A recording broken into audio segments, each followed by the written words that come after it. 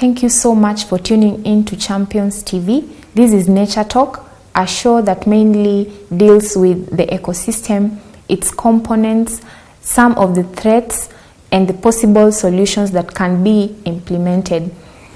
Today we are going to talk about Sustainable Development Goals in relation to their environment. I am your host, Grace Acheng, and today in our studios we have Sam Nyamwange as our guest. So Sam, just begin by telling us who you are. Thank you so much, Grace, for inviting me over. I am Sam Nyamwange, and Sam Nyamwange wears very many hats. But in relation to the context of today, I am an SDG enthusiast and the first president of the first fully SDG-led university association in the whole of Kenya. So what are the Sustainable Development Goals? The Sustainable Development Goals are a very interesting set of pro-development agenda. In 2000, 189 country leaders sat in the UN and decided to come up with a pro-development agenda.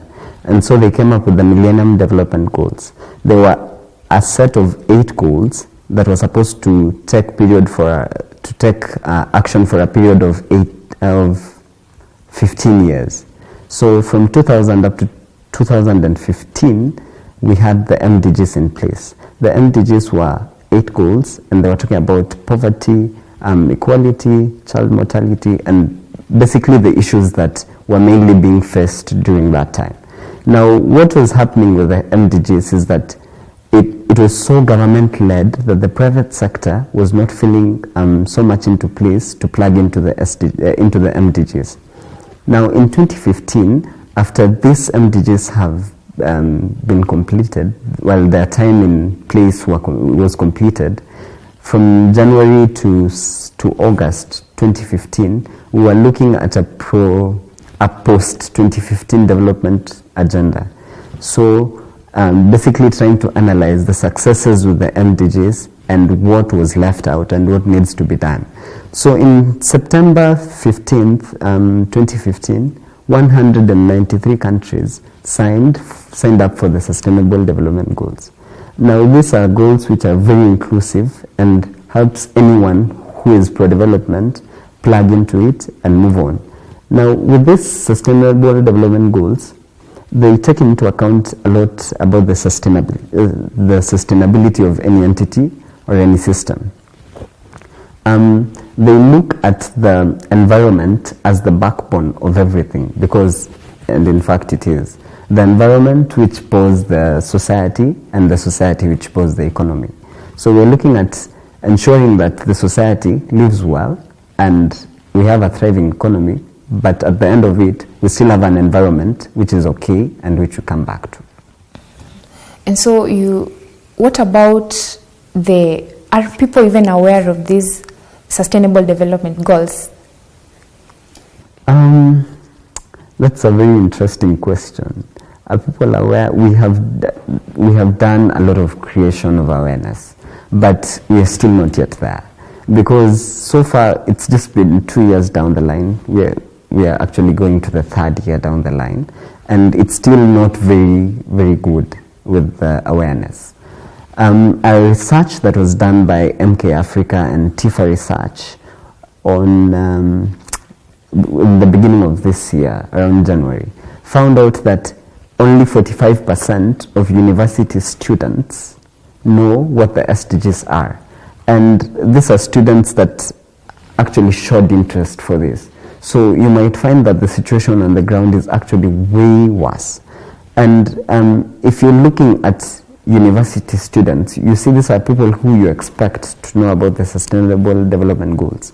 And if they do not know about this, then what about the common mwananchi who is back at home? What about the person who is running their day-to-day business? And people need to be aware of this. So there is a lot of creation of awareness that needs to take place. But then again, we only have 15 years to undertake these Sustainable Development Goals because they'll be done by 2030. Their time and place will be done. And we also need to move from creation of awareness to real action. We cannot put our niche to creation of awareness alone. as much as it is very important, let's do that, but as we do, real action also.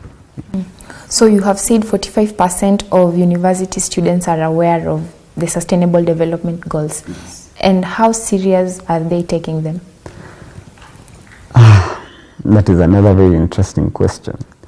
The people who actually take up the Sustainable Development Goals and do something about them is very little. Because this 45%, they just know that these things exist. Now, the percentage under this 45% who are actually taking up a role and doing something would be way, way more little. Because maybe these guys do not know what to do around them. But with the SDGs, it's very simple because it's just the normal daily life we're doing, the normal daily life we're living. But just relating it and innovating for a better thing and making what you do sustainable. Yeah, that's basically it. And so, in your opinion, do you think they'll come to pass, these SDGs that have been put in place? Are they really going to be fulfilled? Well, I surely hope so. And I'm in that field, so I really aim for it to be fulfilled. I really think we are really making a lot of strides as a country and as the whole globe towards the Sustainable Development Goals. And I really believe that if we are steadfast enough, and if we look at 2030 as, as a baseline of what we need, because we really do need a better earth, we really do need a better planet. And governments are taking so much time, taking so much work into this, and I think we can do that. Yeah. And the issue of clean energy, what is your view about clean energy? Is it really going to come to that time when we will be having no fossil fuels, no greenhouse gases? Okay. Before I venture into clean energy, let me just do a small brief overview of the SDGs because we have not talked about that. Now, if you look on your screen, SDG 1 is basically about no poverty, ensuring that there is no poverty in the whole world in all its forms. SDG 2 is zero hunger. We see a lot of people going hungry. We have been having droughts in Turkana, all over the country. Basically, we are trying to reach a place where we do not have hunger anymore. SDG 3 is good health and well-being, ensuring that everyone has universal health cover, everyone has a medical cover, and everyone has access to medical cover. Quality education, gender equality, clean water and sanitation, affordable and clean energy, decent work and economic growth, industry, infrastructure and innovation. And that is one of the things that I speak about and I speak to on the SDGs. Innovation is very key because we cannot achieve the SDGs if we continue with the normal daily schedule unless we innovate and add something to it. Reducing inequalities, there are a lot of inequalities, and I really like that it is separated from the gender inequality because there are really a lot of inequality that we need to plug into to ensure that the society fits well with the SDGs. Things like people with disabilities, sexual orientations, etc., are people that are facing a lot of inequality. So one of the goals in the SDGs is to ensure that we reduce inequalities. Sustainable cities and communities, responsible consumption and production, and that is a very interesting goal because if you look at EABL, East African Breweries Limited, that is a company which you would not think they will speak to the SDGs. But they have picked this SDG 12 with an Utadu campaign, such that they are ensuring that people who are actually taking alcohol drink it responsibly. And they produce it responsibly with the farmers, who are actually producing the sorghum or the wheat that they are using to make this alcohol. SDG 13 is climate action, life below water is 14, life on land is 15, peace, justice and strong institutions, number 16, and number 17, which is my best, partnerships for the goals, because that is one thing that we also cannot achieve the SDGs without. Now moving on to SDG number 7, clean energy. Not only clean energy, but clean and affordable energy. Now, there is a lot of debate around the fossil fuels scene, because developing countries feel like that is the only way to develop, because they have seen the US, the UK develop through these fossil fuels. And now when these guys come to tell us now, do not use these fossil fuels to develop because they are harmful to the environment, we feel like, you guys, you're hurting us, you know. You guys, you're already developed, and you do not want us to develop. So, so far, only 57% of the whole world uses clean energy, and that is a best case scenario, because number one, even in Africa, we are not at 45% achieving electricity all over. So we can achieve it. We still have time, but innovation is very key. If you look at things like solar energy, did you know that at this point, our solar panels can only harness only 20% of the sun's energy? And the sun is a resource that you cannot do away with. It will always be there. So what can we do to innovate to ensure that we harness more energy and put this more energy into these areas where we are using these fossil fuels for? Yeah.